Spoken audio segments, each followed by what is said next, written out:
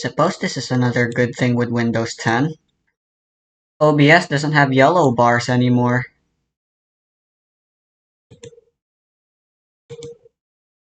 I wanted to start the recording on my desktop because I wanted you guys to see my wallpaper. Toho is still my main obsession. I don't doubt that, but Path to Nowhere's rising through the ranks, man.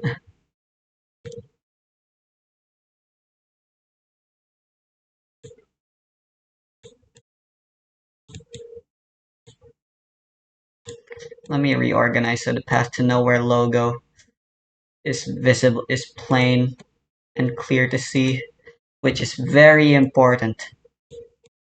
Absolutely important.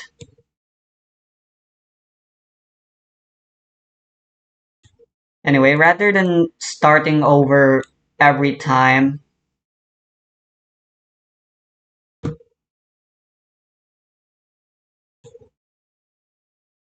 I found it was just much faster to start new worlds. I didn't have the wall, I didn't feel like installing the wall. It's a mod that allows you to create new worlds on top of other worlds. Basically, you make different multiple new worlds all in one. My laptop for one probably still isn't strong enough to do something like that. And yeah, I just really didn't feel like installing the mod.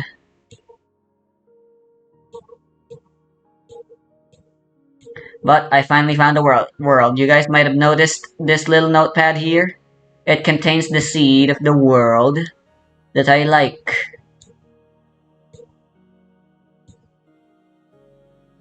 It's not the best, but it's acceptable. Trying to get a good world spawn in Minecraft is like artifact farming, you know? Trying to go for perfection is only going to drive you insane.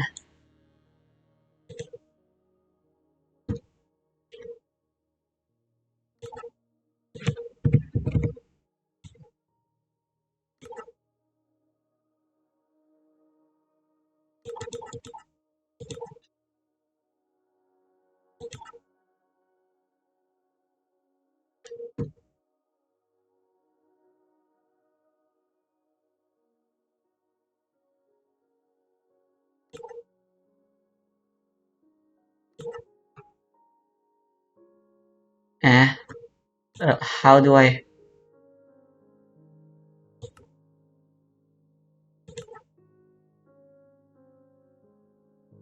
Okay, so I got recommended like a freaking... it wasn't exactly this mod, but it was a mod that... It was a data pack that did a similar thing. And I was like, I altered the day-night cycle in Breath of the Wild. I kind of want to alter the day-night cycle in Minecraft, see what that would do. Then I came across this uh, mod. It looks interesting. It changes going to bed to act like how you would expect going to bed should have worked in Minecraft originally. It will actually just speed up rather than uh, basically time set day things.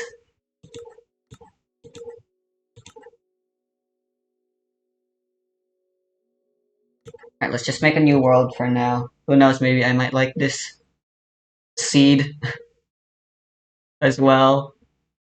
But I want to see those time settings.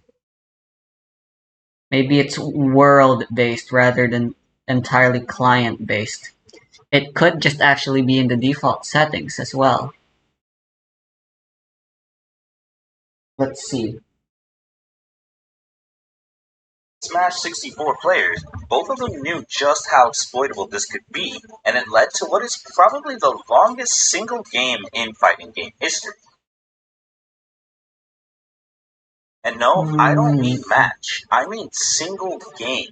The runtime of Game 1 between these two lasted over 50 minutes. That's nearly an hour of the two players mentally trying to break each other and ruining the TO's projections of when the tournament would be over. This match is so insane that for literally 23 minutes, nothing happens. No character takes a lick of damage from minutes 20 to 43. From then on, everyone questioned the legality of this stage, and competitive Smash 64 was never the same. The argument for why we should have a timer makes itself in cases like these.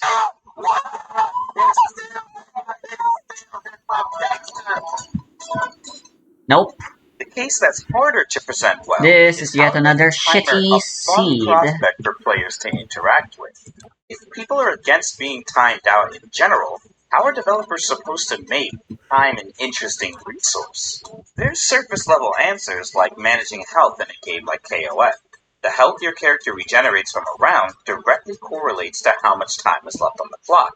This can create instances where even though you're in the lead, it might make sense to be the aggressor in order to gain more life for the next round. That's still down to about 37 seconds on the clock. Not going to be the most help coming back, but it is going to put Hyder back into the green. But we can go deeper than that. Under Night Inbirth is a fantastic example of how to use time to not only force interactions, but also Maybe inform them. the mod There's more conflicts important with some factors than other just mod or health that something. determine the swing of a match. If you've ever played the game, you'll notice it takes quite a number of hits to KO the opponent because of the damage to health ratio. Oh hey, there actually is You'll cooldowns also and notice stuff. a bar at the bottom that sandwiches a I circular see, so bar wooden on either shields side. are out This of, bar is called the grid. just don't count Grid towards fills up it. and And of cycles course about the every modded shields that aren't from Shield seconds. Plus. When the cycle is complete, the game will take into account how many of the diamonds each player has, and benefits or punishments are administered based on the outcome. I gotta make Player sure with the more recording's grid goes happening into properly. Oracle state, Whoops, I in haven't which they switched to deal window 10% capture more yet. damage and access to a literal time freeze mechanic There you go. that's similar to a Roman cancel on Guilty Gear. What this means is Let me players go will look up a prioritize tutorial the or 16 and a something half second cycle on how to over use their this health mod. at times, because the benefits of managing the clock outweigh that of managing their health in certain occasions. This creates one of the most Wacky. unique dynamics A of roof any of fighting nether game warts. I've ever seen, where each interaction between players is informed by what they've done in the last 16 seconds, as opposed to the overall timer of 99. Cool Humans stove. aren't great at managing that much time at once, and Uni knows this, and it won't force you to. If you want to learn more about Uni 2, I highly suggest you play the game for yourself and check out this video by Daz's Bambo. He explains things perfectly for people looking to get into the game for the first time. Only has about 10 seconds left to close us out. Does have CS. Oh, here we go. Can you do it? Yes, you can. Yes, he can. Uni is a fast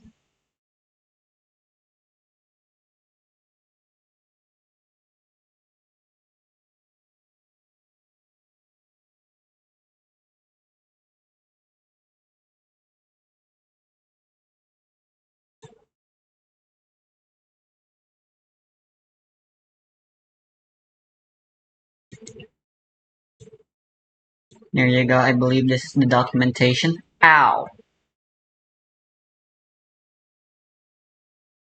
It works with serene seasons, so that's good. And comforts, so that's another good thing. The heck is good night's sleep?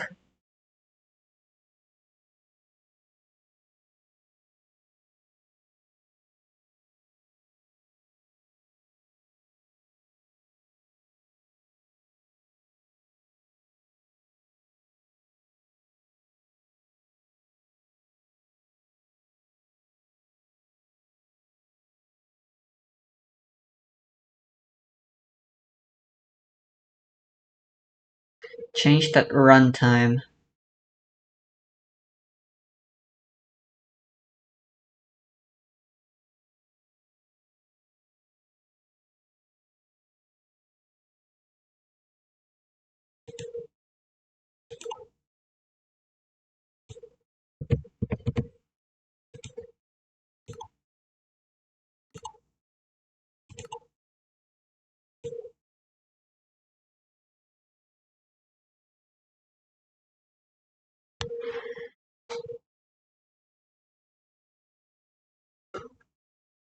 So there's new commands.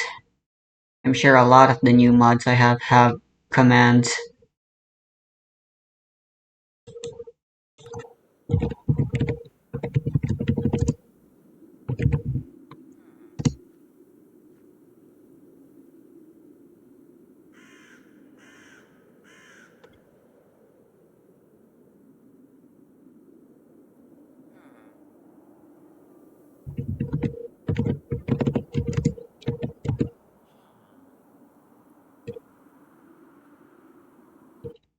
I see.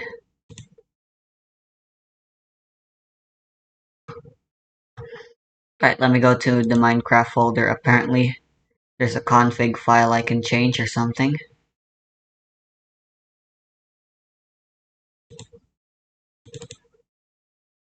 Users, my username, appdata, roaming, .minecraft. Config.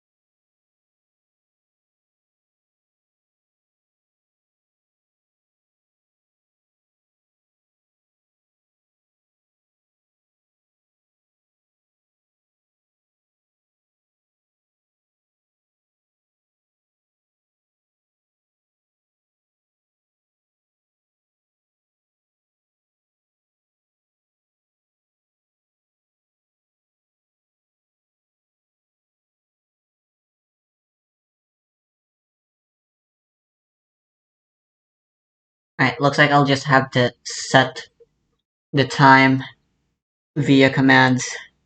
There's some hidden settings, but I really don't think I don't really care. That's the more proper word I'm looking for.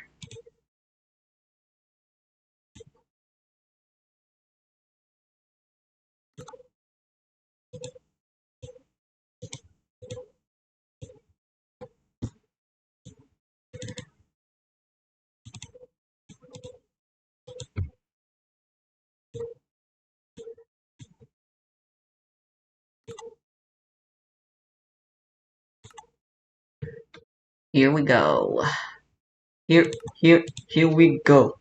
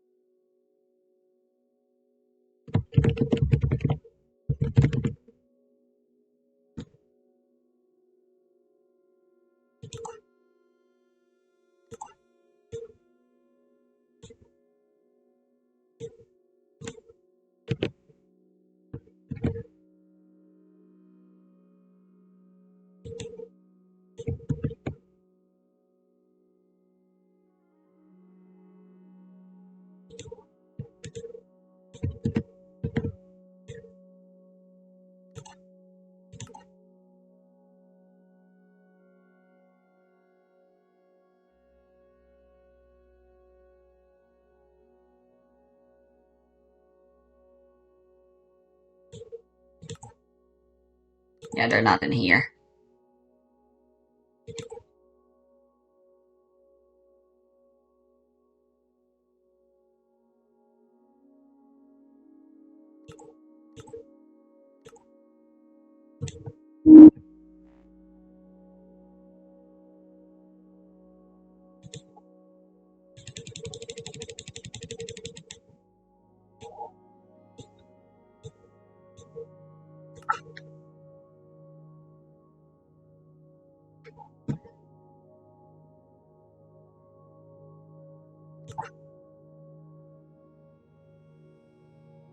Is the minus supposed to be there? I'm gonna keep it on since that's what the minus was there when I copied the clipboard. And that's what the text pad, that's what the txt file name is, what I copied on the clipboard.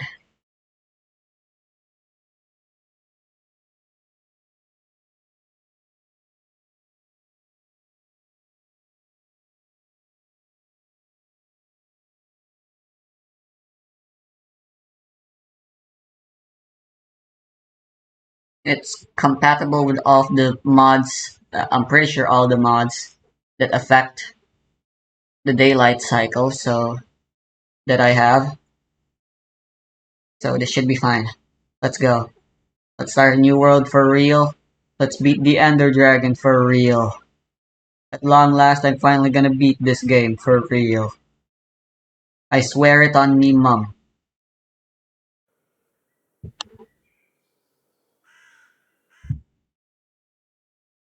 Yep, this is the same world. This is the same seed, alright? Perfect. There should be a savanna there and then a forest there, yep. Oh yeah, wait, I wanna do something with the waypoints.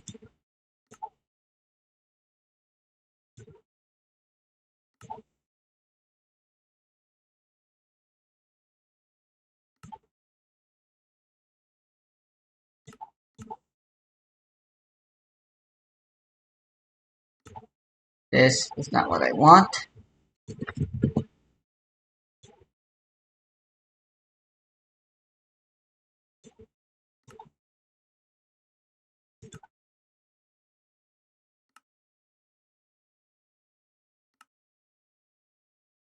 Heard the waystone compatibility bullcrap. Whatever, I don't like being able to see the waypoints anyway. Makes the game feel too much like your typical open world sandbox game from AAA developers. Which, I mean, Minecraft is a AAA game. By this point, calling Minecraft and Mojang an indie developer and an indie game respectively doesn't make that much sense anymore. I mean, they're owned by Microsoft now. They have a publisher, which that's the main definition of an indie team is when they don't have a publisher working for them, helping to market stuff and all that good stuff.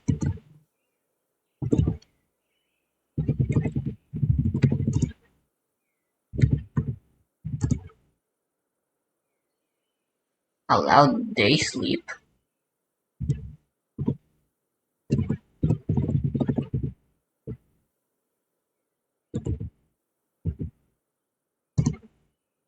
True.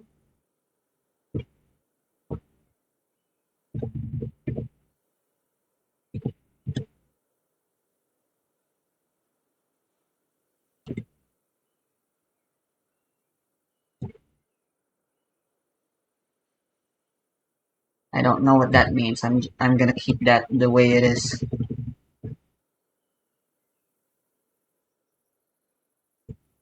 Let's set that to false. Why not?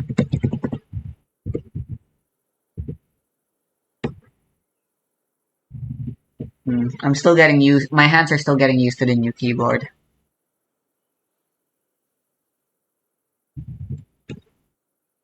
Display bed clock. Interesting. I can disable sleep.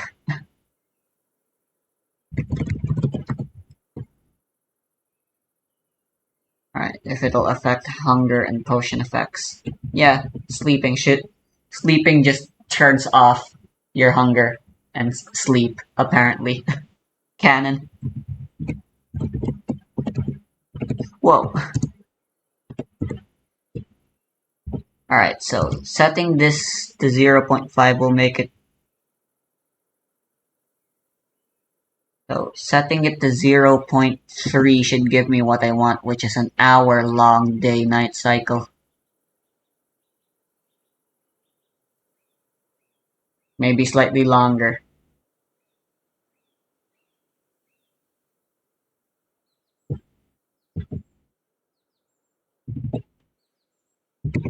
Apparently the speed of night is separate, which is wacky, but it makes no sense for them to be separate like that. Alright, so the first day can be a whole lot less stressful as a result. Ooh, stone tools in the starter chest, that's very good.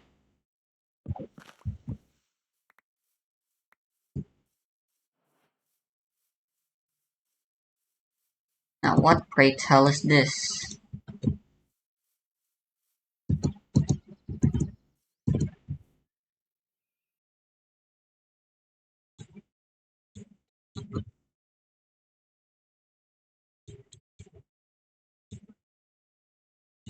Ooh, Savannah Village. Villages are always never that far away from spawn, huh? Is that an ostrich? These guys are hostile in real life. They lay eggs.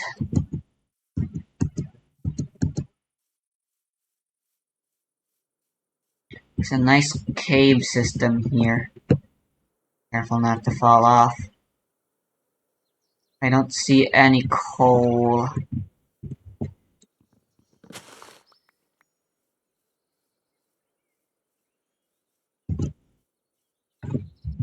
Oh, what's that smoke?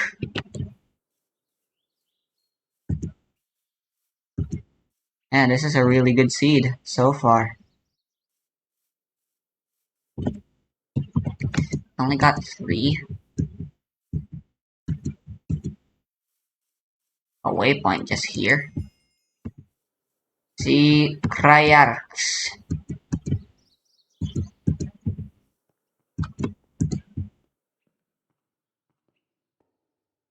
No surface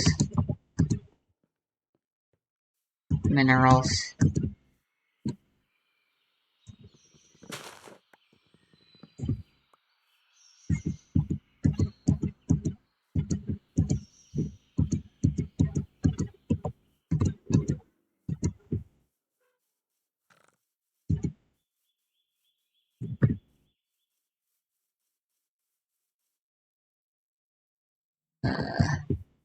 Thirst and magic meter. I think I can change where the magic meter shows up. I kinda want to.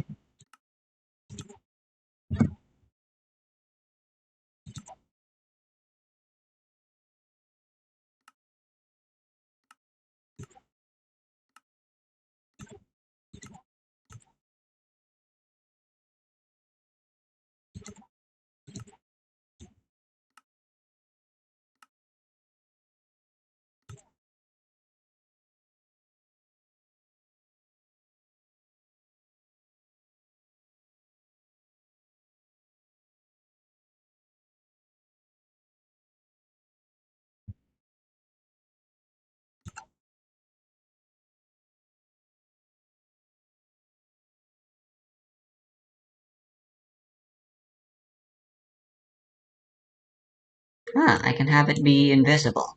I like that. Let's have it be invisible after 3 seconds.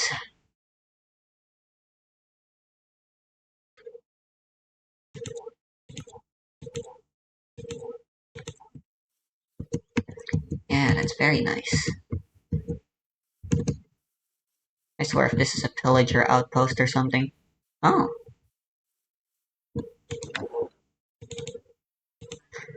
no, this is really nice.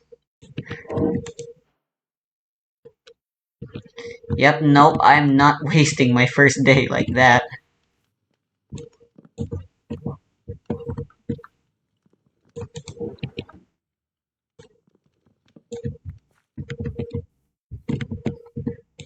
I do need this. I forgot that's how that works.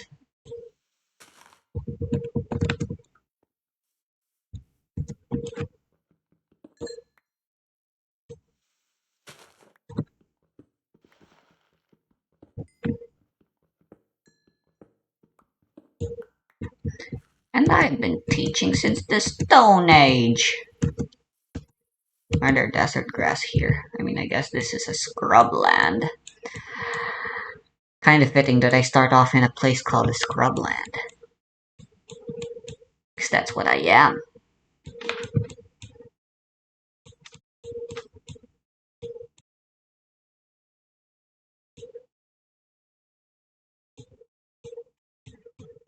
Right, I'm gonna make my way to the plains and then the savannas and stuff. We're heading east.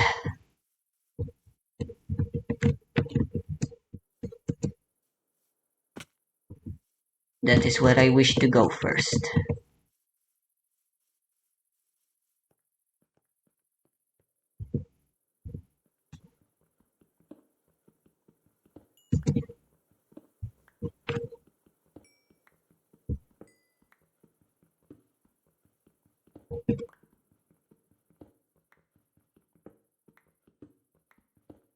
Maybe I should have gotten the create mod back. Yeah!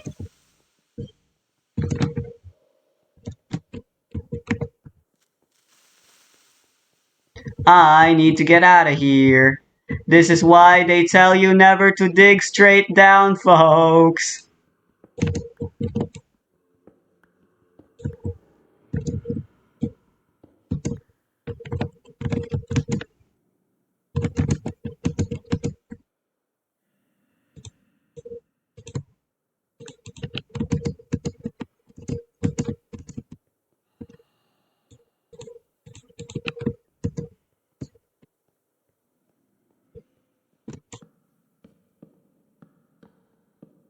Eh.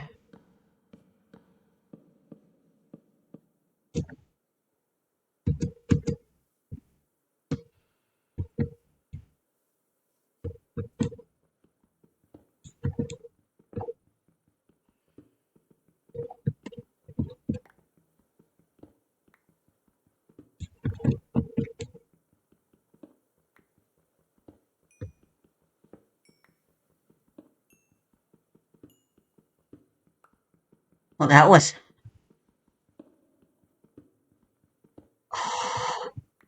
not good for my heart. I say that, but my heart really never changes much. I mean, I did and still do have social anxiety. The times, uh, my heart actually manages stressful situations very well, except for one situation that for many, they wouldn't even call a stressful situation. And that is when I'm dealing with people.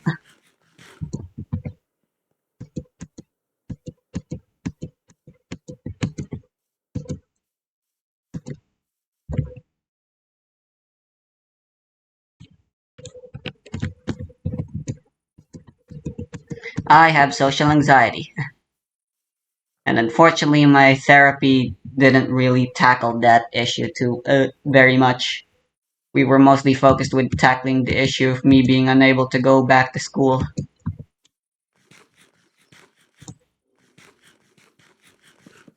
I did still end up taking 2 long years away from school. Sometimes I wonder if I would have been better off if I waited just 1 more year.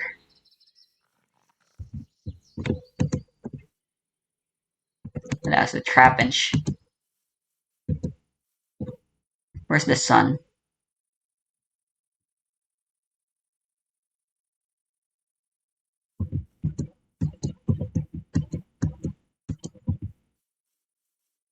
There it is. I can see it. My destination.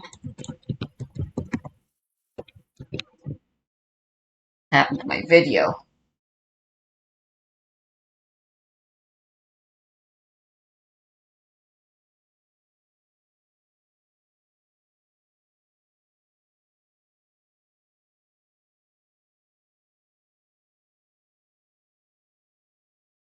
Paced game, which is why the grid gauge resets every quarter of a minute. But how would something like that look in a slow game? Samurai Showdown has possibly my favorite ratio of time to interactions in a fighting game. In Sancho, characters do a lot of damage to each other, and I mean a lot.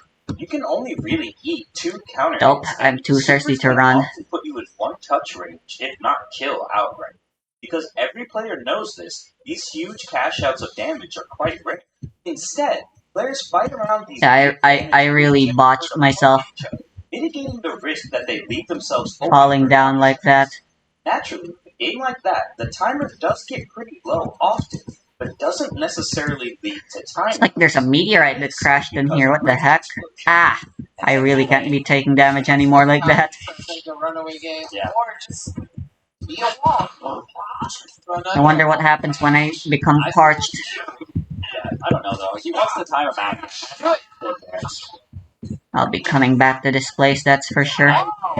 Plenty of iron and other It's an exposed expensive ore resource blocks. that buffs damage, opens up new supers, and stops time. The amount of time stopped is relative to the amount of health they've lost to the round, so most of the time you're not rewarded that much for using it when you have the advantage. Now, as I mentioned, Samsho is slow, but Rage Explosion slows it down way more. Not only does time stop, but players gain access to a fast startup invincible full screen attack that does a ton of damage relative to how much time is left on the rage meter. Usually, this means the player not in rage won't risk pressing anything because they can be reacted to with the press of a button and they risk losing the game, even if they're at 100% health. So, in most cases when Rage Explosion is activated, players are forced to I don't deal think with I the need fact a that lightweighted time has pressure stopped, plate. but an interaction still A bell hasn't is been nice though. forced. Dang, It becomes that's not up in to the vanilla attacker Minecraft. to find an I'm opening pretty by sure. punishing something the defender did, or committing hard to throwing them or leaving themselves open for punishment. Rage successfully creates new interactions around the clock in Samshare, game where you already do actually have to worry about the timer on the top of the screen. Villager outpost. Definitely going to be information unless Justin can do something. He wanted to kill him. That's okay. Because he wanted to get more. He wanted the remake. Yeah, the meter. That was actually quite. That was so white. Infiltration didn't kill him deliberately. That was so smart, not giving him an ounce of meter at the end of that round. Very well played. I've said it before and I'll say it again. Play Sancho. It's unlike any other game out there. I'll explore this And later. now I'm going to talk about the game you've all been thinking of and waiting for me to talk about. It's all anyone these days talks about, so it's only fair that I examine it at least a bit. Street Fighter Cross Tekken. Street Fighter Cross Tekken was a game that was so ahead of its time, in my opinion, for a multitude of reasons, and the meta is continuing to develop to this day. But one thing that didn't age very well is the Pandora mechanic. I'm assuming I can Side EX in a Pandora. Oh, he can get the kill. He's dead. If he gets deal it, with my thirst by Pandora kill. Alex Fire eliminates Jimbo. The way it works is that players can trade a critically low health character for a 30% damage buff and a full super meter. Obviously, something this powerful can't last the whole round, so the catch is that players are put on a timer once it's activated. The problem with this is that the timer doesn't freeze during animations, so if your character relies on things like command grab, just gotta drink water real quick, right? in one or two exchanges, or else it's game over. What is The reason that? I include Pandora in this video I'll go craft isn't a because boat. of the countdown timer on it, but rather the fact that the rounds end in a time over if you let the counter run down. The character doesn't die, you just essentially bet on the idea that you can win the round in 10 seconds. The implications and uses of Pandora then become different from what you'd expect from something labeled as a comeback mechanic. Instead, people can use the screen freeze to punish fireballs or confirm into supers at the end of the round, but in solid play more than comeback gimmicks. Being able to trade time for something this powerful is a fair trade in my eyes. Right, I need to purify it. Let players go all out and take so much risk like this. I mentioned before that usually using time as a resource is a difficult thing to do because of how little control we have over it. And Street Fighter Cross Tekken plops that control right into your lap. Right, so I can only stack up to 2 bottles of water now, huh? Timeouts occur at higher level play in this game. Just look at all the clips I found from Eco that went down to the final 10 seconds. I'd love to talk more about this game too, but there's already a fantastic video out there by Theory Fighter that can explain Pandora and the game as a whole around this relationship with time, better than I can in a minutes at least. Be sure to check it out if you're interested. I love fighting games. Not just because I can pull off cool combos or beat up my friends without the fear of legal action being taken against me. I love them because there's so many ways they let you express yourself within them. It's quite insane when you really think about the fact that every single game I mentioned has a different relationship with its timer, a simple and necessary aspect of fighting games in general. Nothing in these games is put there without a purpose, and we as players can choose to interact with some of these mechanics, or all of them. The moments dictated by time are, in my opinion, so much more interesting than the average interaction with fighters. Games like Uni and Sancho speak to me in this way because they're built around a different philosophy of the biggest games out there like Street Fighter and Tekken. It's a beautiful thing that we get to have so many high-quality games coming out all the time, pushing the boundaries of what we think to be possible. I put this message at the end of a lot of my videos, but I do that because I know every time I do one of these explorations, it speaks to somebody. Somebody will watch this and want to try out a new character or a playstyle. Somebody will look into Uni or Samsho for the first time and have a ton of fun. And somebody will have that aha moment fighting games that we're all searching for. Even if you're not that somebody and you've made it this far in the video, thanks for watching. Ow. Thanks for listening to me talk about what is possibly the most boring It's acceptable. aspect of fighting games. That's all I've got for now, and I'll see you in the next one.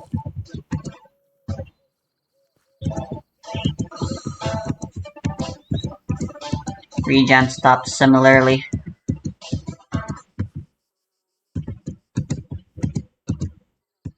It seems. Anyway, I need to get to that village.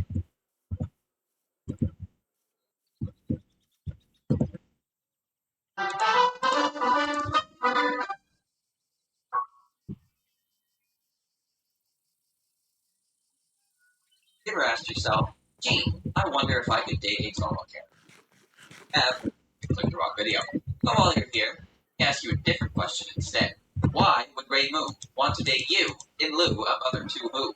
That's right. Toa's expansive list of characters makes for tons of potential character interactions. However, for some people, the only thing they care about regarding character relationships is how badly they want to hold hands. That's why today, I'm looking at various solo ships, trying to figure out what sparks popularity, possible fan interpretations, my own thoughts on said ships. Brace yourself, as we set sail into the sea, full of nice boats. You're probably wondering, what exactly is the main cause for character pairings? And the answer is that the characters exchange a minimum of 3 words with each other in canon. Sometimes it's 3 words in fanon. It can even be 3 words that you made up in your head. Point is, take a lot to instigate a pairing, or otherwise. So I'll be focusing on the more popular ones, starting on grade 8. 大丈夫ですか？私がちゃんと可愛がってあげますから。 Being one of the protagonists of Toho, Rainbow has a large cast of cuties with scandalous behavior. The biggest one being the second protagonist, Kiri-san Marisa, whose pairing is referred to as Ari. Rainbow and Marissa have known each other even as far back as 1998, and are close friends and windows. Both resolve incidents, engage in friendly duels, and Marissa also visits the shrine very frequently. Basically, Rainbow and Marissa interact a lot with each other. There is a lot of work with these two. So much so that it's actually hard to write anything specific to them. You get the best friend dynamic, friendly rivals dynamic, superiority complex dynamic. What you're here for, the Yuri dynamic. So, not much more to say. It isn't any one thing that blew up. It's more so just the natural course of constant interaction. That said, I thought it would be neat to try and find the earliest works regarding the pair, both with fan art and Ocean. By using Pixiv and Dynasty scans, I did just that. Here is the earliest Ray Mari art I could find on Pixiv, published on September 18, 2007, by the artist Rando. A nice image of Ray brushing Marissa's hair. How sweet. Hey, this artist also has the second earliest image of this pairing, uploaded just a day after. Oh. Can't show that now, can I? Well, I've gotta say, Pixiv certainly has some interesting tags. Anyways, using Dynasty scans, the earliest doujin I could find of the pair was titled It's Not a Dream by Aki Ada, a short little doujin of Raven's 4 legend. I appreciate this work. These instructions. Content. Listen. Before I move on, I should mention what exactly I'm using. Pixiv Encyclopedia here, a page dedicated to listing character pairs. Things in bold have over 1,000 posts with said tag, while posts marked with a heart have over 1,000. For reference, Alright, rather than a dirt house, I've come up with another equally shitty idea for a house. See, this is all in Japanese. Thankfully, I had help with translation from Blue. I couldn't bother for every single entry, so I had to rely on machine translation myself. Anyways, back to Reimu and Alice. This is one of those ships that I initially found strange, mainly due to my early exposure to Iosis's Marissa's lower thing. Dojin, Alice was certainly double-dipping in that protagonist. From what I can tell, this ship is pretty straightforward. Alice is the station boss at Mystic Square. Well now, CB, Alice is once again the station boss. There's also the Reimu extra ending in Mystic Square where Alice is forced to clean the tribe. the Alice material in this power ending where Alice goes to the shrine to watch the changing seasons. Cheeky references that know each other, interact endings, similar personalities, i.e. general. Others, and neither fighting with 100% seriousness. Particulars mentioned with Alice's own Wow, you get thirsty really quick. Short, a natural enough chemistry mixed with a bit of character history made for enough material to get Oh my. juices, some other juices, flowing. It's definitely not as popular as Rainbow and Marissa. That's not a very big thing. I could not have thrown away my bottles. It's worth noting, however, these pairing tags don't explicitly mean what gives the pair. I am going to die. Some things tagged correctly based on the phrase. The earliest Rainbow is an example of pairing romance. It's just an image of water. Nothing I can do about it. Compared to other Rainbow ships, at least back then, these follow. Next, I'll be looking at the subterranean animism shot types, aka Yukari, Sleeper, Hello. and Aya. Starting with Yukari. So I always thought a reason for this one was the contrast in color. What I mean is how Rainbow is red and Yukari is purple. Opposite ends of the color spectrum. Sounds dumb, I know, but don't worry, some of the real reasons listed here certainly give me a run for my money. Personalized trial text is the largest part, due to how it mentions that Yukari was created. Her personality and abilities are designed in contrast rates. This alone makes enough sense, and the continued pair-ups in subterranean animism and the atomic flowers shows they work well together. Their respective roles in canon more often than not are gold. There's a few other reasons listed here that simply what Rainbow's goals will be Yukari cross view Oh, standing. there's like bubbles underwater. That's really cool. Well after a perishable night, so I hope it's starting. I will be reading every reason listed. Why are the catfish everywhere? I mention a few additional reasons people need to partake in the ship. This time, I only wanted to mention the earliest doujin I found in this pair, Love Indian Dolls, by Tale Concerto Tenor, as it highlights a fairly common dynamic between Yukari.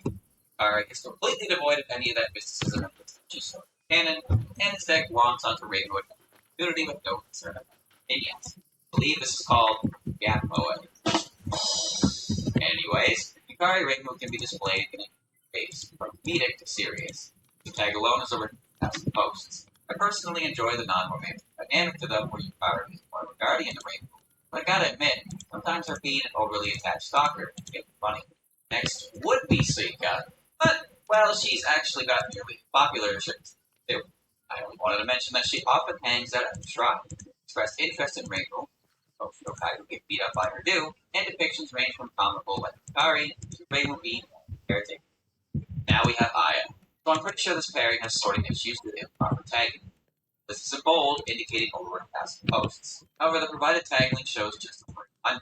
Plus, over 200 of those images are being hidden, as I have AI art marked, so I never have to see that shit. Interestingly, there's not much of anything listed for this reason, but when it comes to Rainbow-type characters, Aya has always found herself in that camp. Its early exposure to a doujin shaped my entire idea of the ship's popularity. Though, like I said, with how often Aya finds herself on Team Rainbow, I feel like I can't hold the blame. Rounding out Rainbow, we have Luigi, aka What? Coachella Snai. The easiest connection to make here is that they are both shrine maidens, so they have a rivalry based on that. Their first interaction was certainly far from a positive one, given how Snai insulted Rainbow's shrine. As you probably know, a strong first impression makes an impact, negative or otherwise. After Mountain of Faith, their issue was resolved in the grand shrine for the warriors on the property of the Hakuda.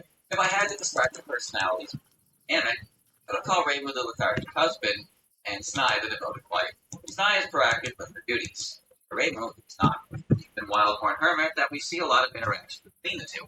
That's the vocal consent, aka Rainbow's nagging wife.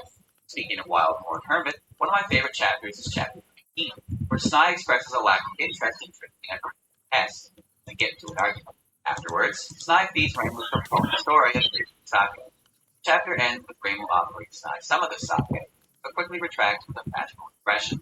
This chapter isn't a major factor in anything regarding the pair, but I wanted to share a personal favorite interaction. Anyways, on the fanon side of things, Snai tends to have a less than pure identification. A common accompaniment to this libido is her own set of divine assets. Hell, even when she's as a puppy, she can still be equipped with ballistics. This tends to contrast Rainbow's more modest figure, and often result in everyone's favorite tag, Arrest Enemy. She's the player 2 to our player 1. Really, a lot of what makes the ship popular seems to be that they are both shrine maidens with differing personalities and how things. Common ground to work with, but much potential for pairing. That's all I've got to say about Rainbow. And we have I'll barely just- even scratched the surface of all unless of this. Now we're moving on to Marissa. After her, I'll be going up the list of order of I can. appearance. Alright. Marissa might have the most popular pairings. But there's plenty of Gotta other set well-known this to ships where my new home's gonna be. Stick around for those. I promise won't be neat. Starting off as the ship seemingly second only to a Mari, and that is Mariali. Marissa and Alice are both magicians that reside in the world of magic. A stony shore sounds like a good place. Teamed up a number of I'm not times, gonna carry a both campfire all the way. to the other in some I'll just go make a new one, I guess. Not exactly that kind of interest. Come on now. Much like Rainbow and Yukari, that trial Omake text from the Perishable Night mentions that a reason Alice was brought back from Fairy Blossom was for the sake of having a partner for Marissa. Alice was designed with the concept of yokai version of Marissa in mind. Fun fact, I had a rather rude comment on this years ago, and I laughed at them about it. Turns out that asshole was right. So, this trial text wasn't ever translated to English, by the way. Just kind of wild considering how aspects of Facts, it that's are large important. parts of ships. But don't blame anyone for not knowing. Speaking of a Perishable Night, despite how their conversations make them feel in their throats all the time, Alice does occasionally Marissa at her house, staying overnight and their bad ending. Canon interpretations for this pair can be quite varied. The most common one depicts Alice as a sunduru towards Marissa, which makes sense when you consider their banter throughout A Perishable Night and even some animism. Many depict Marissa as very straightforward with her feelings, or completely oblivious to Alice's. These two can often be the victim of tragedy, and that Alice is a yokai. She will outlive Marissa. Interestingly enough, this aspect isn't too explored for Reimu despite being in too. I think the big thing about Marissa and Alice is that Alice thinks her yokai with magic. While Marissa is certainly capable of doing the same, she is adamant in now to kill the moon instantly. There are some interpretations that present Alice as a walking cusp of sin and lust. Fuck. Engaging in behavior that would make her mother cry. These two have a similar dynamic that Rainbow and Snai have with their profession, though magic is a much more open topic. Instead, Alice is conflicting ideas on magic and everything else I just said a bit ago. Ships also tend to spread faster when iconic pieces of media depicting them release. Again, Iosis is Marissa's Nobel Prize's thing. I seriously wouldn't be surprised if this is one of your earliest exposures to Toho as a whole. Next, Yep, we have actually. Patchouli is also Fortunately or unfortunately, depending. of Marissa's burglary. The straightforwardness of Marissa is often present with Patchouli, as it is with Alice. Now the less interesting bit. I swear I've seen numerous depictions of a love triangle nature regarding these three magicians. The amount of existing work featuring just Marissa and Patchouli is a speck compared to Alice. It's honestly kind of baffling. Like, the Pixar I actually ship all three of them. times larger than the one for Marissa and Patchouli. I've actually wanted to make I've actually wanted to write fanfic of the three for a while now, but I've just never gotten around to it. They do exist. I'm not the first person to think of this, but it's just as rare. It's even rarer than Marisa X Pachu. Partner like Alice. Believe it or not, that's it for Marissa. I thought for sure Vittori would have something given an essay, but there's virtually nothing to say outside of that. So now we'll be moving on. Is what you thought I'd say, but you may have forgotten that Toho isn't all girls. No, there's at least one dude in there. I'll get to talk about it. Last, Renosuke. Renosuke is the ex-star of Curiosities of Lotus Asia, the earliest Toho written work. A recommended read for those with insomnia. Jokes aside, Renosuke is a family friend of the Kimisamis, and has known Marissa for a long time. He's also the one who created. So I'm guessing the reason they don't stack is because they're different kinds of dirty, or dirty water literally can only stack up to two. Seem to often be the older brother / younger sister dynamic, or a childhood crush dynamic.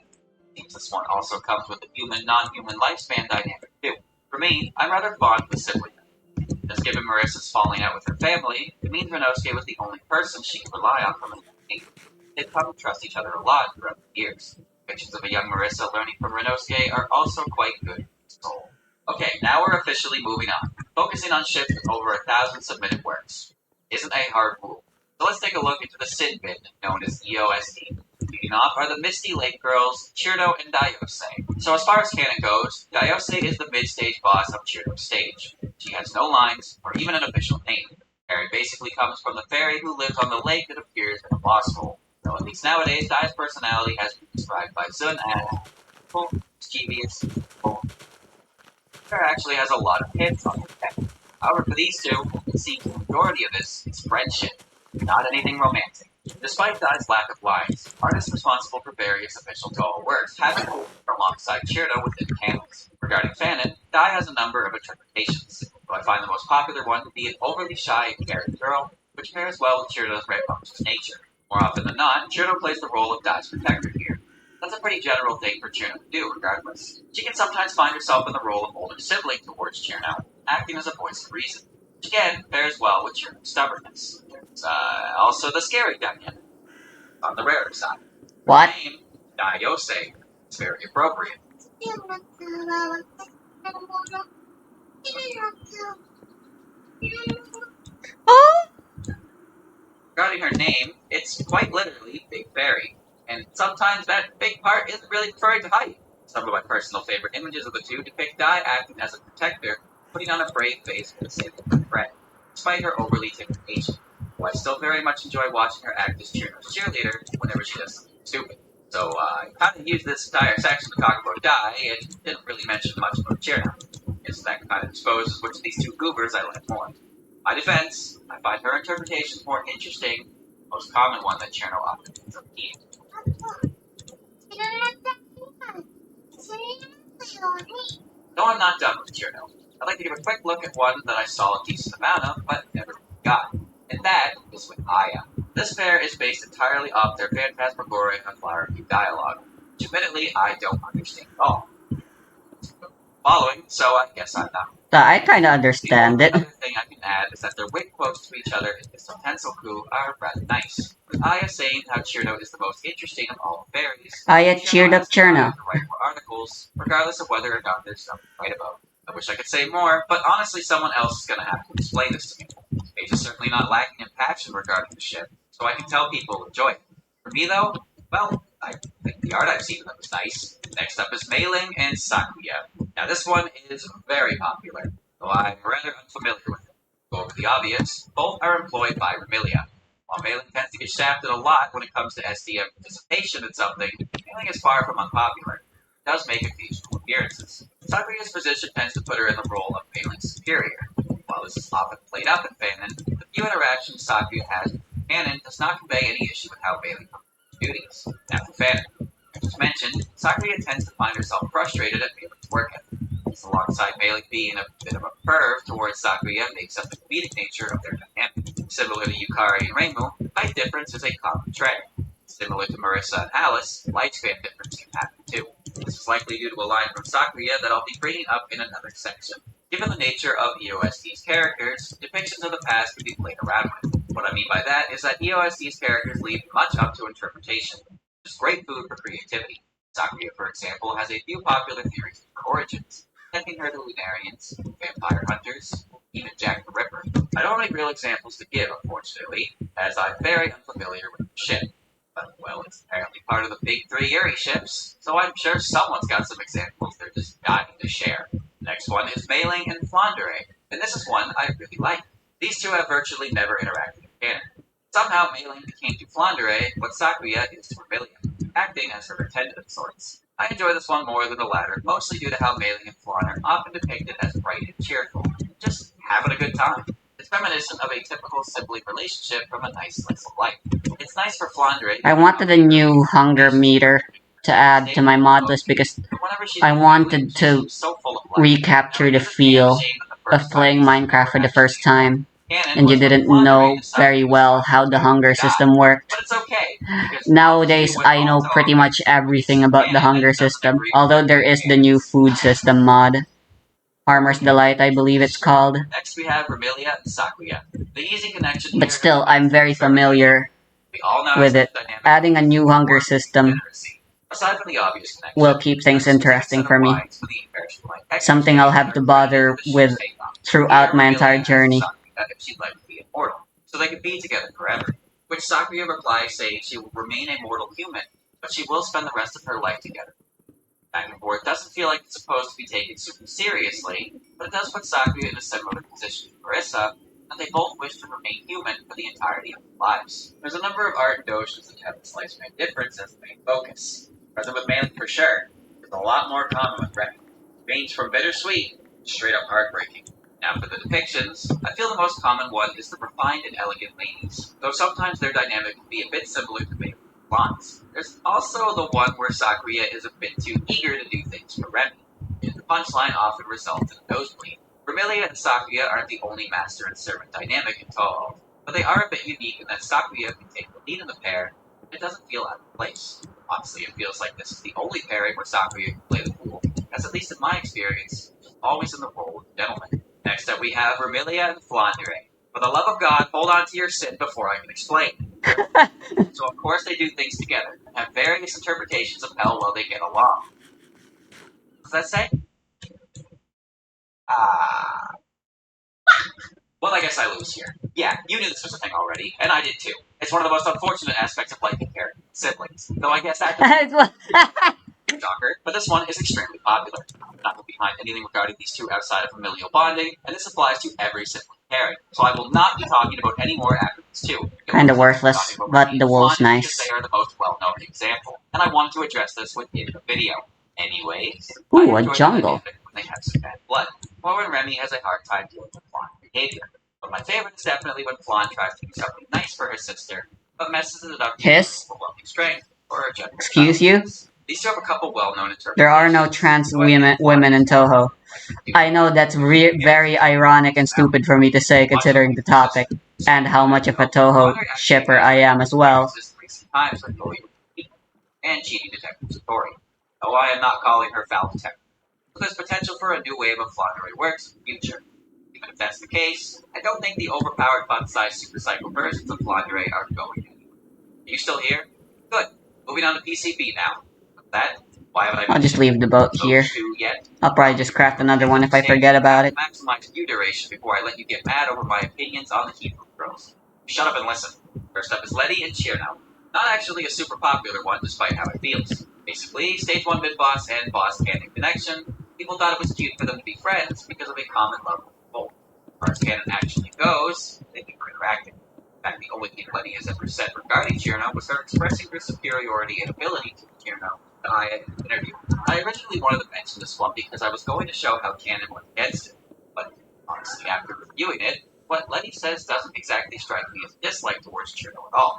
Hell, she could just be gassing herself up for the papers, provided she cares about that. Anyways, as you'd likely expect, Letty's main dynamic with Cheernow is that of her sister, motherly type, towards Cheernow. Sometimes this role extends to both Cheernow and her friends. I don't have much more to add to that. Cute dynamic, but I feel like it's the only one. Why it's not as large as I feel it should be, and not Anyway, yeah, it's a rock house on a rocky place. Well, That's the whole idea behind this new house idea I have.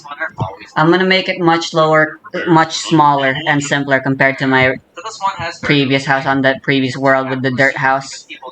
As working on a large scale is really problematic if you're still just an early game. I don't want to bother. Ultimately, I'm not Grian or a hermit craft or anything like that. Inside, Chen is Ron Shinigami. She's in training, so she still exhibits cat-like behavior a lot, making her a bit unreliable and hard for Ron to depend on. Harry tends to put Ron in the role of a mother. This ranges from a calm demeanor to excessive nosebleeds caused by Chen's adorableness. For Ron, she got stuck with a rather unflattering interpretation, arguing pervert. Doubly unfortunate, this can cross into any and all of her pairings. Thankfully, as far as Chen is concerned, this often falls into the comedic, i.e. nosebleeds, so it's mostly PG. Mostly. Next, with Chen and Orin. Originally, it's just a matter of both of them being cats. When romance and fanfiction is involved, not safe for work is inevitable. Thanks towards Orin for looking at Chen. There's just nothing you can do about it. I don't make the rules, I just make the rules. Said every fanfic writer. with ships involved. Especially self-insert ones. Next up is Alice. I've read the Toho self-insert fit harem fics. Never seen them before. I don't like them. These were a thing at all. So prepare for me to essentially become text-to-speech. If the self-insert's a girl, I like it a little more favorably, but I still don't like it. Okay, but seriously, the connection these two have stems from PC98. Never interacted in Windows. Though I suppose the fact that they did interact back then and are still characters now is in itself something. To start, in the 7th unofficial popularity poll, Alice went from 8 to 6. Yuka went from 9 to 7. which were tied to Yuka's extra ending in Mystic Square, where Yuka follows Alice in hopes of obtaining ultimate power, ended up creating a meme regarding Yuka's Alice. Apparently, works depicting these two tend to follow the flow of Yuka actively teasing Alice, with Alice's response being typical Subaru Alice style. I wasn't exactly kidding about reading straight from the source here. Sorry. Best I can do is show some examples, but I have nothing to add from personal experience. Truly a tragedy. Next is Alice and Sakuya. There's a number of neat connections listed here that I've never thought about before. Even some examples of actions. The similarities include their abilities, more so the idea that they both require incredible dexterity techniques, and a connection through mates and dolls. Alice and Sakuya get shipped? I didn't know that. At least piecing ID and Alice had experience. 8. There's the common ground of them both not being from Tokyo, and the one I thought was neat, connection to a red devil, referring to Shinki and Ilia. Majority of these examples rely on piecing ID and Alice, Windows Alice being one of the same, which many people tend to assume. Credits to canon mostly come from Immaterial Missing Power, where Alice tried to escort Sakuya back home when she got lost. Immaterial Missing Power versus Wing quotes also give a sense of rivalry. This page doesn't actually offer any info on dynamics, just examples and reasons to compare. Mixed Tag only has about 600 hits, which confused me given the full text. In fact, that was one from 400 novels tagged with written novels too. That explains the issue with Aya as well. What I've seen while looking for I can increase the height I don't know how to describe it, by but just something about these two together is making the floor one lower. delirium setting it up right. Yeah, you really say. I actually can't make an underground section for this starter house, because underneath this house is a cavern, so I'm gonna have to deal with that if I want to make an underground.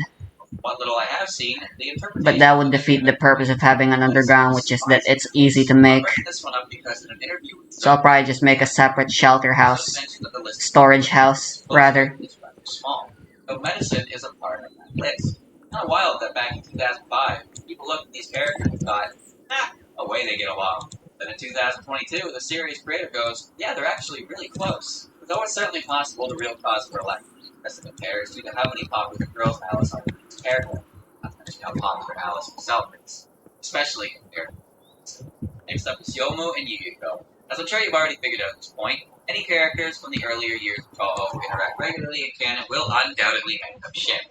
Yuyuko and Yomu have a standard master-servant relationship, and they pair up for a nurturing night. Yomu often ends up running about and to Yuyuko, and a common trope is her doing all she can to satiate Yomu's appetite. Though there's plenty of art depicting Yomu as sharp and serious, and art capturing Yuyuko's otherworldly beauty. What I've always liked about these two is how their personality contrast. Yomu is very straightforward and tries to be serious. However, she's afraid of ghosts, and probably the nature of the master's discussion. Another has learned to smile and nod even when she doesn't anything. Yuko, on the other hand, is outwardly cheerful and friendly. Her attitude and actions and her patient on the other hand. In actuality, she's very receptive and thoroughly kind, trait exhibited by many of the long-term characters in the series. In short, how Yomu and Yuko present themselves the opposite of each other, and that same opposite applies to how they are. Personal interest aside, I'm supposed to say that wouldn't be exactly the same as Sakuya finds the conversation of mortality. I like have a problem with someone. It just feels incomplete when I mention a relatively popular pair, and I can't do much more than shrug and say, as they're close to canon. Though some would say that's the beauty of shipping, that sometimes you don't have to think too hard about it. Next up are Rod and Yuma. This one is very new, stemming from their interaction in Boa. We learned that Ron used to be from the Beast Realm, and knew Yuma before she became the leader of the Oyu Fights. Yuma even remarks about an old pal going soft should we lose. In Ron's ending, she chooses not to mention Yuma Kari, believing her not to be responsible for the events. Poa 19 hasn't been out very long yet, but at least I can think of one artist who was very active in drawing these two together. Favorite idea of them is Ron being an ex-link and trying to keep that dead. Or Yuma with her big toothy grin going zut-soft whenever she gets close to the bottom. I hope for a strong future regarding this pair. I can only hope that Kasugai is spread around. Next up is Ron and Yukari. Same story as Ron and Chen. Shinigami. Though Ron has had more moments with Yukari than Chen has had with Ron. Ron's main appearances come from her being Yukari in Silence and Blue, and in Cage Thingy, both of which reveal that Ron wasn't Yukari's Shinigami until after the presentation.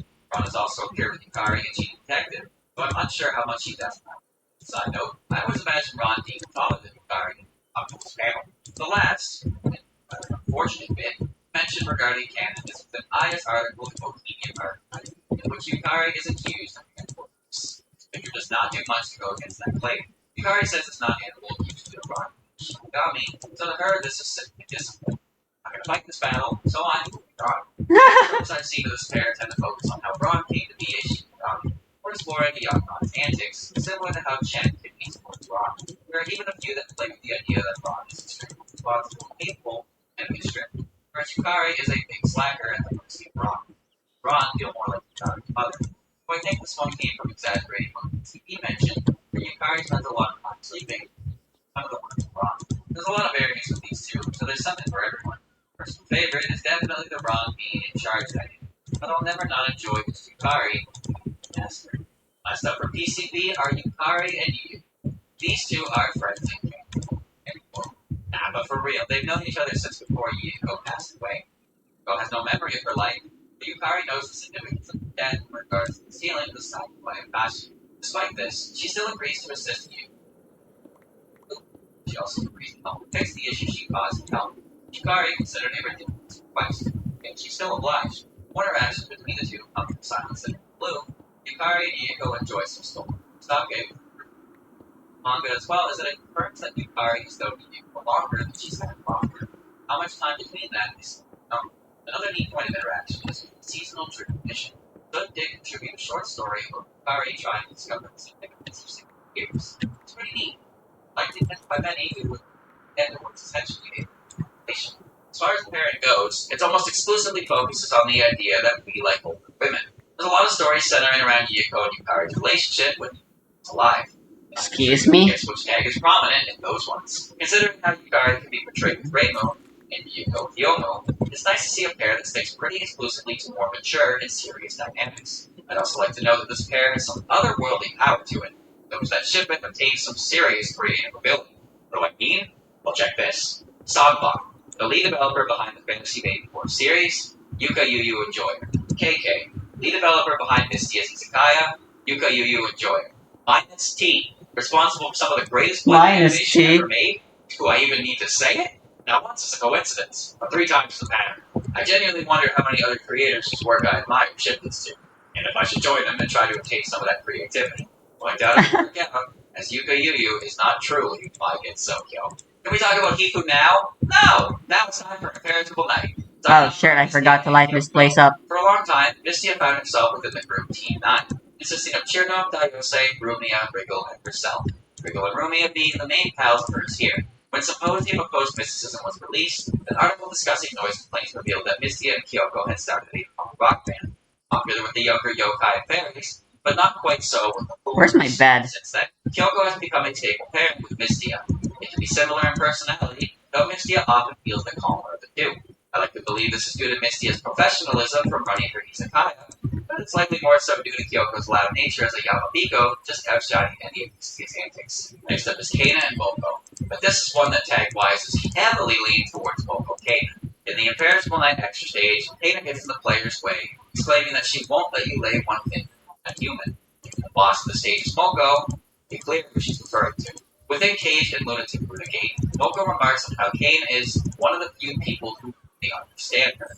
After that, just background panels of the two together. As Kane, it's an I still prefer Kaguya with Moko more masculine appearance than Kane. and mannerisms. It's not shocking her in the lead role is so lopsided, though Kane can take the lead, usually when she goes beast mode. Most of the versions I read were much more slice of life than anything I mean, an else. extra and a final stage boss, plus the whole tsundere dynamic between. But I'm really not complaining there. Nothing in canon ever explained how these two got involved outside of Kane's sense of duty to protect all humans. Considering how antisocial Moko is to most, it makes you wonder how they got so close. As great as it would be to explore that in canon, at the rate things have been going, the only way we'll ever see Kana again is if Zoe decides he wants to cheat or hurt her.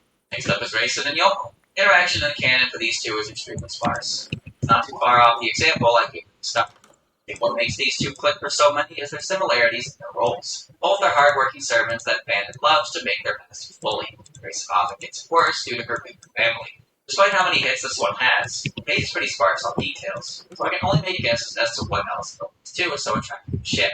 The only other thing I can think of based on what I've seen is that Yomo's straightforward personality is comforting to the anxious pets that embrace him. People would rather see the bunny happy, and Yomo is just a gal to make that happen. Last up is Kaguya and Moko. Holy table of contents. These two have a lot of history together, so let's start. Begin, Moko had a hatred towards Kaguya due to how she embarrassed Moko's father. To skip the details, Moko ended up drinking the Hodai elixir and becoming an immortal like Kaguya. After years of drifting, she ended up against Sokyo. She found Kaguya. Moko Somake mentions how she feels relieved that Kaguya is the same as she is, and it describes the day they spent killing each other as meaningful and wonderful. Now you're probably wondering right now how this amounted to a romantic pair. Well, sometimes you meet a girl who pisses you off so bad that you want to punch her in the mouth with your lips. Anyway. True, that's basically the entire relationship described in a nutshell. Becomes worried that a disgusting return to the pool. After concluding that wasn't the case, Moko remarks on how if she hadn't drank the elixir, another immortal would have been lonely. She stops worrying about Kaguya and returns to the pool. This moment alone paints their relationship in a better light, making Moko's grudge feel less heavy, due to her experiences over 30 years. In Kaguya's case, well, she never had a reason to hate Moko to begin with. I imagine she always went along with Moko's issues as it was entertaining to her, but that's just my opinion. Most recently, in Cheating Detective, it was revealed that Kaguya sneaks out of antagonist to the human village occasionally, and is often shown around by Moko, though we have no visual of that, which is a shame. But Lord, that was a lie. Well, on to fandom. So yeah, the whole I hate you romance dynamic is quite common. Due to the two of them being immortal, they're the most likely characters to find depicted with rapid violence, especially when together. Isn't it strange how you can see a picture of Moko's exposed ribcage and just think, damn, she's cool. Surely that's not just me, right? Something I find interesting about this pair is how Kaguya tends to take the lead. Kaguya can be quite a wordsmith, and is quite, well, whimsical in her actions. In contrast, Moko can be quite hot-headed, and often falls into Kaguya's pace. This particular dynamic is quite common between them, romantic or otherwise. This variant is pretty equal in terms of pixel tags with Moko and Kane. Both offer pretty unique styles of romance between them. It's pretty neat. Though not romantic-wise, I'd call Kaguya and Moko the more interesting pair, as there's a lot more you can get away with in terms of comedy and even action. That's it for Aya, though I would agree if it feels like I skipped a lot.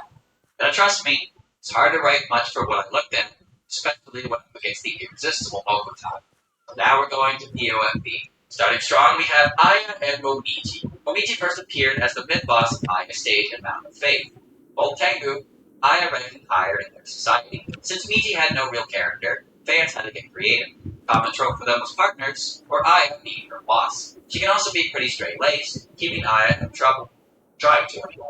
Some depictions had Momi on the meeker side, but this was mostly due to Aya in these cases sexually harassing her in some way. Aya was on a ride of popularity back then, and Momiji got to pal around with her a lot, on top of being a wolf girl with a sword. Like, that's an easy way to obtain popularity with the male demographic. Then double spoiler released. And there we all learned that Aya and Momiji are not in fact on good terms at all. From both Aya and Hatate's comments, it sounds pretty rough. Though at least Aya does speak positively about Momi's skill. Well, we know how to handle this situation. But for real, I can't say how much this affected the pairing, but at least it never destroyed it. Some people treat their bad blood as a facade, while others embrace the idea of an initial cat and dog relationship, but having them grow closer to the passage of time or experiences they share. I understand why people would prefer to just ignore double spoiler in regards to these two. I gotta respect those who embrace it for what it is, and figure out a way to utilize it so that the pair can still work without simply disregarding canon. Following up is Aya and Hatate. Both are Crotengu and both run their own paper. This wouldn't make sense to do in real life. I don't recommend anyone does this in real life, but footing in Tengu society, and the main dynamic between them is a rivalry regarding profession. Unfortunately for Hatate, she pretty much requires Aya to be relevant herself, as her character pretty much never leaves them out. While Aya is free as a bird. The only direct interaction that exists is a double spoiler through some dialogue and some her comments. However, it's worth noting that both Aya and Hatate's papers have run articles in some works together. There was also the time Aya tried to slander Hatate's paper within her own. I can't cook That was this. never released to the public, huh? I like these two mostly because no one is quite able to ruffle Aya's feathers like Hatate. Fun to see that side of her. It's a shame for Missy Texture John that her introduction almost instantly marked her exit, as it would have been great to see these two butt heads more in canon. Next up is Komachi and Eiki. There are 3 different links here, and none of them provide any info. That's okay though, I'm sure I can line my way through this one. In canon, Komachi is Eiki's subordinate, and was recommended by Eiki for her poor work ethic. Eiki is often portrayed as short and flat with a serious streak, whereas Komachi is tall, busty, and very laid back. Komachi's poor work ethic and relaxed lifestyle is played up a lot, and Eiki often ends up chewing her out over it.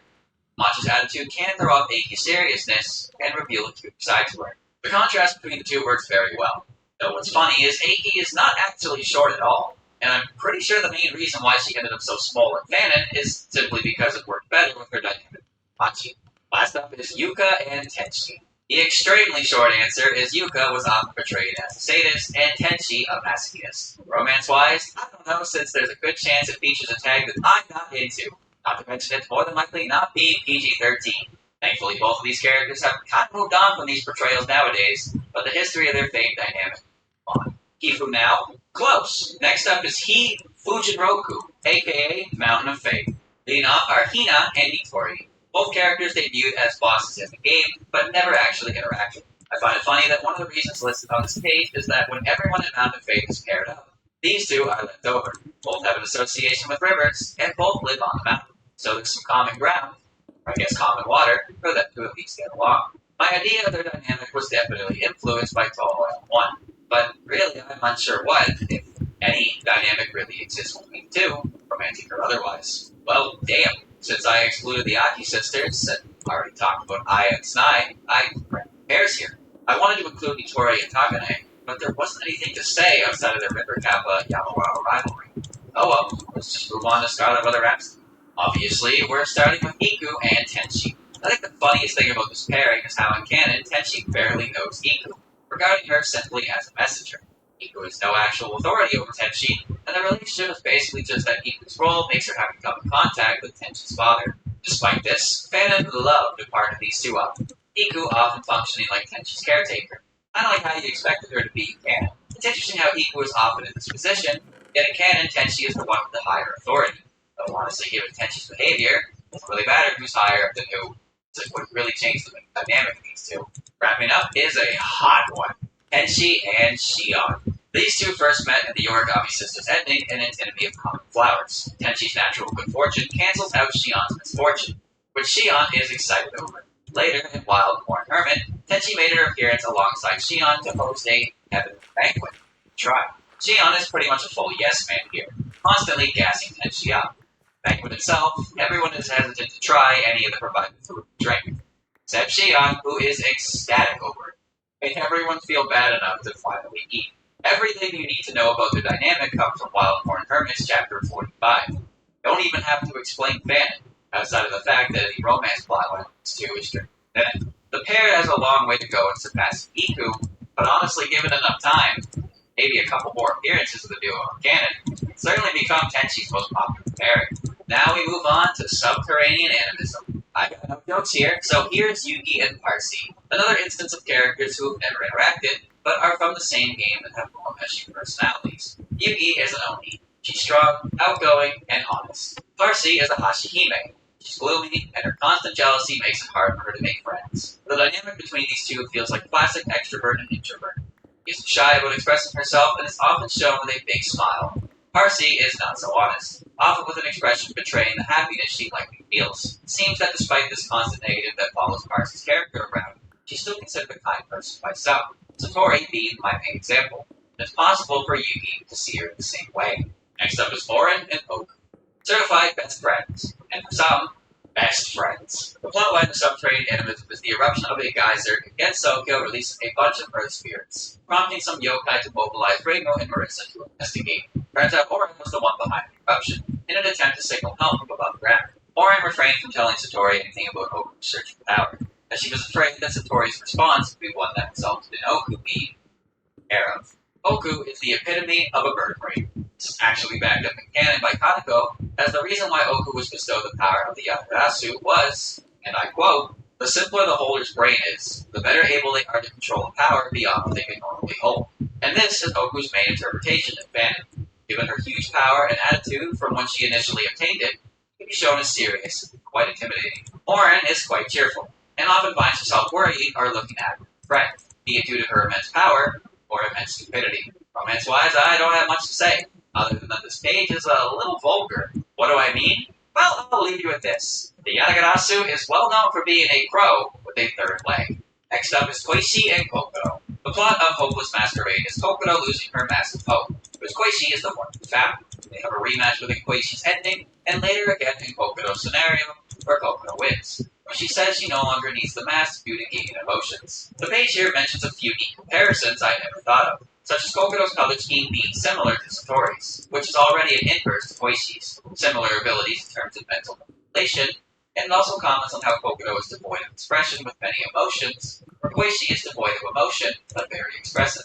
Kokoro considers Koichi her arch-nemesis due to her refusing to return the mask, but there doesn't really seem to be any real animosity between them. It's worth noting that without that mask of hope Koichi found, there's a very real possibility she simply would have vanished from everyone's minds. I guess the simplest way to explain this one is that Koichi met someone who made her a good friend to her that wasn't a protagonist or part of her family.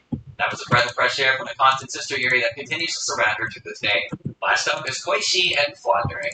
Be honest, I've got nothing outside of the similarities. Both being extra bosses, being the younger sister, and having popular interpretations of being violent psychopaths. These two are both very popular characters, so I wouldn't be surprised if the reason this pairing has so many hits is just the sheer volume of people, like both separate from each other, but just wanted to draw both of them. Maybe they'll meet for real and cheating detective, which could be the greatest thing possible for fans of this pair, or another one of those things people would prefer to forget. I am running out of games. Thank God. Moving on to UFO, starting with our favorite rat, and Zoom's clearly least favorite cat. Nazareth and Sho kind of have a master and servant relationship, but Nazareth isn't exactly a servant of Sho herself. She was originally sent by Bishamoto to keep an eye on Sho. However, this isn't to say that she doesn't respect Sho as her master. UFO, Nazareth sets out to find the pagoda at Sho's command, something she kept a secret from others, likely to help Sho save face. In Symposium of Post-Mysticism, it mentions how Nazareth only comes to the temple at Sho's request, while actually residing in a little cabin in Wetsuka searching for buried treasure. Sadly, Sho never shows up in canon, and her most well-known interpretation is overly clumsy. More often than not, the joke is her losing. I actually found this aspect of Sho as in a lot of Super works. Very refreshing. As far as Nazareth goes, she's quite prideful. Among the comedy-centered things she's often reprimanded Sho, anywhere else the two get along very well, with Sho often being unafraid to show affection towards her. It's a cute pair. But honestly, I'm just glad to see a lot of Sho-related content that doesn't revolve around a single overplayed joke. Next up is Ichiden and Futo, a classic rivalry born from different beliefs. Ichiden is a Buddhist, while Futo is a Taoist. Looking into their canon interactions, it's not quite as head-butted as you probably think. In fact, in Hopeless Masquerade, Futo compliments Ichiden's ability and asks if she wants to convert. The only real instance of being at each other's throats, I guess, is in Antinity of Common Flowers and their unique intro, and the mention in the story about them having a huge fight over who should be the master. Yet they were clearly able to come to a consensus. I got nothing else, but I felt it unfair to not mention them given who's next. Next being Byakuren and Miko. This is pretty much the same as the previous, only this is the leaders of said release between Miki and Sokyo. First interaction between these two comes from Symposium of Post-Mysticism. The part that stands out the most here to me is Miko quipping on Byakuren's failure to keep it sealed, something she quips about again in Urban Legend Limbo. It's pretty clear these two take issue with each other's beliefs. I like how passive-aggressive they often get with each other. They did end up working together in Antinity of Common Flowers, and like Ichiden and Futo, they also have a rather aggressive, unique intro with each other. Despite how it may seem, Byakuren is the more popular lead between the two, though when you think about how Byakuren is the large, mature, and motherly character, whereas Miko Alright, is I the can't slimmer, make smaller, stone spears. more masculine character. Suddenly makes a lot more sense, doesn't it? That's not to say Miko can't take the lead at all. In fact, I rather like when Miko's unshakable charisma flusters even the likes of Byakuren. That was actually it for UFO. And I ended up talking about almost every character I wanted to from 10 Desires. So Really, this this thing has section is mending? two entries. The first entry, of course, is Sega and Yoshika. Man, oh man, this one. Yoshika is a Janshi brought back by Sega.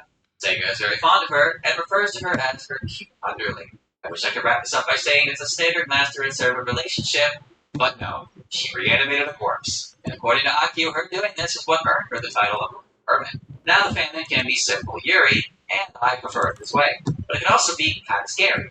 I think the more zombie Yoshika is, the more disturbing it is feeling. I gotta admit though, it can be a rather unique pairing within Toho due to the nature of it, which is impressive given the sheer volume of pairings. Oh, and yeah, Necromantic is quite obviously an insanely well-known instance of this pairing. For me, it definitely falls under the disturbing category. The second here is Miko and Saki. So basically, Saki is based on Kai no Kurokoma, Prince Shotoku's legendary horse, and Miko is Tomo's Prince Shotoku. The connection is immediately there, but what's interesting is that these two haven't interacted. so far. Now, both Reiko and Mamiso remark about this and point quotes against Saki until 19, saying Saki should go with Sabiko. It was interesting back in 17, wondering the relationship between them. This comment in 19 only makes it all the more interesting. Went from, have they met up yet? To, why haven't they met up yet? Unfortunately, this pairing isn't quite as popular as I'd like to explore that topic. At least this pair has the interest of a very talented artist, so you really aren't hurting on quality fan art for this one.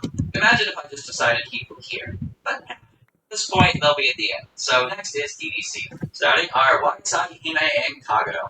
Wakasaki Hime, Sekibanki, and Kagero are often together as a trio, being the stage 1, 2, and 3 bosses respectively, and being part of the same group, the Grassroots Yokai Network.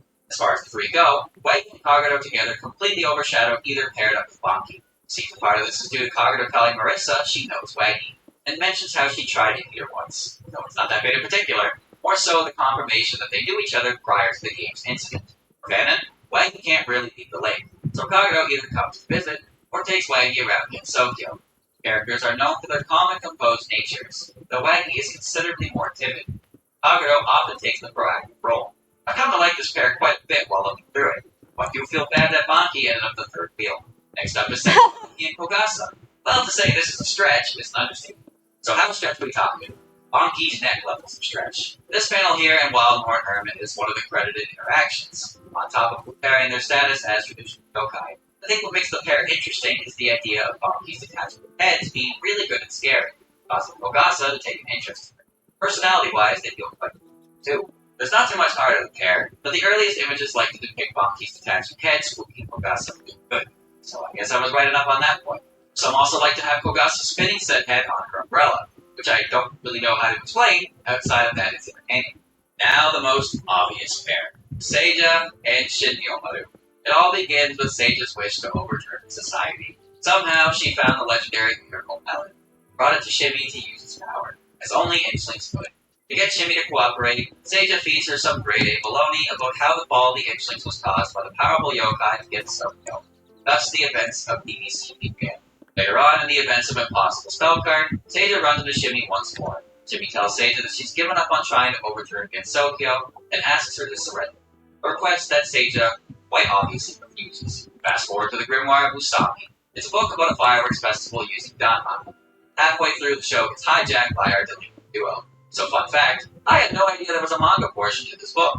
Here we have Shimi and Seiya hanging out watching the fireworks, and coordinating their plan based on Shimi's idea, and Seiya being How? on board. That would imply you actually just straight up never read the book in the first But these place. are the lines with the most weight. Shimi's comment during Parsi's turn, expressing an understanding of how Seiya is, and the Golden Goose, Seiya's comment during Sagume's turn, where she exclaims she should be sticking with the Inchling for the long haul. To summarize, Seiya lied to get what she wanted. It seems that Shimi never held against her. In fact, Shimi's actions in Grimoire of Usami impressed Seiya, and made it pretty clear the two get along well, despite the circumstances intervening, and Seiya's attitude. That was a lot for Canon, so how is fandom?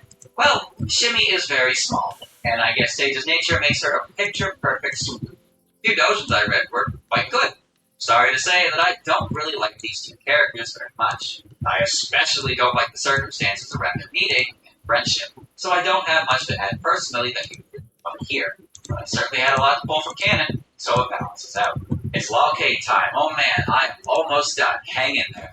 Up next is Sagume and Doremi. I've seen this one a lot, like so much so that you think there's something substantial here. Well, not even remotely. Their sole interaction was before Law K happened. Sagume told Doremi to construct a fake lunar capital within the dream world with the purpose of redirecting anyone heading to the capital to the fake one. Doremi ends up sending the protagonist to the real capital anyways, so it's clear that she never had any obligation to help Sagume from the start. Doremi is another one of those calm and collected types, but she has one smug face, a popular aspect of her for sure, and a leading focus point for many comedic interpretations. Sagume's ability makes it hard to speak freely, so she's the silent and reserved type. She's also a Lunarian, so she's a bit. That's all I got on them. So why are they so popular together? I do not know. I am not joking. I do not understand what about these two made them so popular together. Me Am I neither. missing something? I've seen the art. It's not like it's bad. I just don't get it. Though I gotta say I like the trope of Sagume communicating with writing boards. By all means, let me know. Unless you're just gonna say, because they're cute. Yeah, dumbass, I can already see that much myself. I'm actually educated here. At the end of the extra stage, as Ray said, Katya says that Junko has taken an interest in her. Raisin doesn't seem very excited by that news. So what does this turn into? Scary! This pair more often results in Junko obsessing over Raisin, and Raisin really not reciprocating. It's not like Raisin is always so against this affection. I think what led to this dynamic is a combination of Junko's nature, basically taking her single-minded hatred towards the moon and applying it to her affection towards Raisin, and a tendency for Raisin to get bullied. Interestingly enough, I guess this could be where I place my cattle and stuff. The idea that Junko is clumsy with such affairs, while Raisin is well versed in the art of sex appeal. Of course, there's also the dynamic of Junko being motherly towards Raisin, since Junko was an actual mother. I'm surprised at the amount of dynamics there are. I honestly thought the only one I was going to run into was Junko's new unhealthy. I guess goblins show up in things like this is kind of savannas. first place, not to mention part of the plot. Anyway, I think I'll end things here. There is one game left now. Yeah, I'm skipping all the way ahead. Think of the runtime, please. Last up of the games is the newest entry at this time. Of course, I'm talking about Hisami and Zamu. I set back with Tenchi and Shion that romance plots are strictly within canon. Well, the great lady here sure does break through that, let me tell you. Everything this character does is for the sake of Zaku. Everything. Actively following her orders to please her, or deliberately going against them in hopes of getting her to scold her. She is a certified freak. I appreciate the mention that Hisami is someone who Zamu cannot predict the actions of. Helps establish that Hisami can be done in many ways, as long as Zamu remains the end goal. And it helps a tiny bit in trying to establish that Zamu isn't just a lunarian larping as known. Okay, there's another. Hisami is definitely the more popular of the two. I can go as far as to say that she is heavily carrying Zamu's popularity due to Zamu herself being a defining characteristic of Hisami. These characters are very new, though I expect them to continue climbing in popularity due to the overly horned-out nature that surrounds our new copy of form. Really can't predict what hits the ground running, or how long it can go before it falls flat on its face. Unless, of course, you're Zamu. Oh my god, I have finished with the games, even with all the things I skipped. That was so much. Oh wait, I still have the written works. Okay, Bear. I have exactly one pair to talk about. Akio and Kozusu. Akio was an established character years before me, but Akio only really ever found himself as a character who knows Kana and fan works. Forbidden Scroller pretty immediately established the two as close friends. Akio visits Suzunat a lot due to her shared interest in books, and Kozusu has been to Akio's house multiple times. Actually, the cave isn't that bad. Translate. Akio has asked Suzunat where Kozusu works to print and bind Gensokyo Enki. This way, as they interact in both I can still make an underground thing. like delusions spread. Forbidden Scroller's main character is Kozusu, but Akio is such a good supporting character here. It's just me, but I feel like it completely changed my perception of Akio. Though I think what it really is that Akio is able to really let her hair down on Kozusu, less so than a personality when there's not a huge amount of work for them. But there was, I'm sure a number of it would focus on I feel like I'm forgetting something. I know I want to end things, but I feel like there was like one last thing I wanted to. Oh yeah, I wanted to check the It ruins. seems most people just prefer these goofers to be all smiles. Crazy, right? This is it. Finally, Oh, it is time. That's right. It's most the end of the video. importantly, Not dismissed. I'm going to conclude with Kiku, aka Renko and Maribel.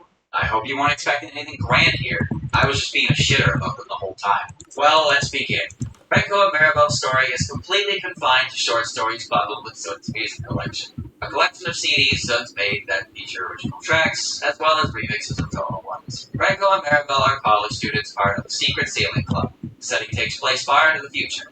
How far exactly? Far enough that tourism to the moon is a thing. Maribel has the strange ability to see other worlds, or the boundary of them. The story consists of the pair's outings, oftentimes looking for these boundaries. Finding something fascinating or dangerous. Because the setting takes place so far into the future, the Gensokyo we know isn't really there. Though it isn't like Gensokyo doesn't exist. Maribel is aware of its existence due to her ability, and has even slipped into it in her dreams a few times. The character is never named in these instances, but there are descriptors that make it easy enough to solve the puzzle. I'm getting a bit lost in just describing Gifu, so back to the girls. Renko is fascinated by Maribel's ability, and Maribel trusts Renko enough to confide in her about her abilities and experiences. The two have differing natures, which makes them think differently. Renko more objectively, and Maribel more subjective. These contrasting views make for good back and forth between the two, provided you don't get bored easily by whatever they're talking about. Maribel's abilities seem to get stronger. well, yeah, they like to think they're fucking philosophers with all of their dialogue. Holy shit. Body is actually going, whereas Renko I've read them, man. dream. It was painful. I don't even know why I bothered. Personality. She's the one who organizes the witch. I Though apparently just everything don't you anymore need nowadays. these. Art-wise, you tend to get a comfy slice of life or some fantastical setting courtesy of Maribel's ability. Things aren't all smiles, though. There's a particular moment in changeability where Ringo marks the choice she must make. Convince Mary her trip was a dream, or convince her she actually was in another world. She weighs the repercussions of both choices and picks what she refers to as the most obvious one. This presents the possibility that one day Maribel will go somewhere and never return. Due to the nature of her power, Renko wouldn't be able to follow. For each of the reverse, means that you can have Renko immature as well. Just depends on the fan creator. But this group can also have a little bit of that lifespan difference you so love to be sad over. This is mainly due to the theory that Maribel Hearn and Yukari Yakumo are the same person. But that is a whole other can of worms. I've talked for quite a while now about these two. I didn't think there was this much to say before I started, and there's still so much more I Hell yeah. This pair is quite popular when you consider how irrelevant these characters are to the main story of Toho. In fact, I'd argue the reason these characters are popular within Toho as a whole to begin with is due to shipping. Now, I'm not saying their stories aren't interesting or anything like that, but I am saying that I assume anyone who says their favorite characters in a series full of fantastic creatures are two college girls, that it's because you like seeing them both hail.